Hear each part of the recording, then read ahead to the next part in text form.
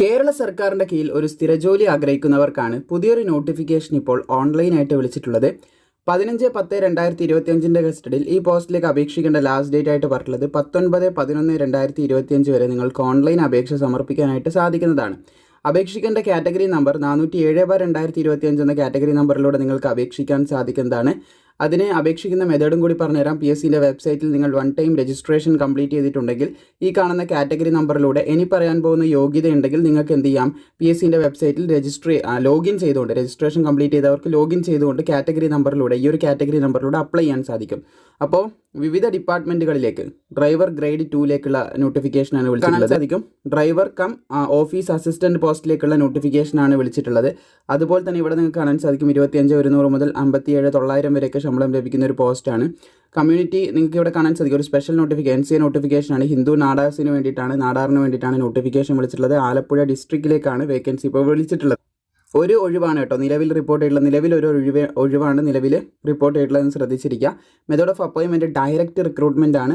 ഹിന്ദു നാടാർ കമ്മ്യൂണിറ്റിയിലുള്ളവർക്ക് മാത്രമേ, കേരളത്തിലുള്ള ഹിന്ദു നാടാർ കമ്മ്യൂണിറ്റിയിലുള്ളവർക്ക് മാത്രമേ അപ്ലൈ ചെയ്യാനായിട്ട് സാധിക്കത്തുള്ളൂ എന്ന് പ്രത്യേകം ശ്രദ്ധിച്ചിരിക്കുക.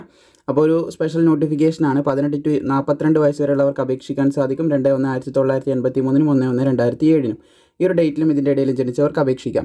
അപേക്ഷിക്കാനുള്ള വിദ്യാഭ്യാസ യോഗ്യത എന്ന് പറയുന്നത് നിങ്ങൾക്ക് ഈ ഒരു വിദ്യാഭ്യാസ യോഗ്യത 3ാം ക്ലാസ് അല്ലെങ്കിൽ ഇവിടെ നിങ്ങൾക്ക് കാണാൻ സാധിക്കും 7ാം ക്ലാസ് ഉണ്ടായിരിക്കണം എന്നാണ് പറഞ്ഞിട്ടുള്ളത്. ഒന്നിക്ക് 3ാം ക്ലാസ്സോ അല്ലെങ്കിൽ 7ാം ക്ലാസ്സോ 3ാം ക്ലാസ്സോ ഇതിൽ ഏതെങ്കിലും ഒരു വിദ്യാഭ്യാസ യോഗ്യത മതി എന്ന് പറയുന്നുണ്ട്. അതുപോലെ തന്നെ നിങ്ങൾക്ക് ഡ്രൈവിംഗ് ലൈസൻസ് വേണമെന്ന് പറയുന്നുണ്ട്.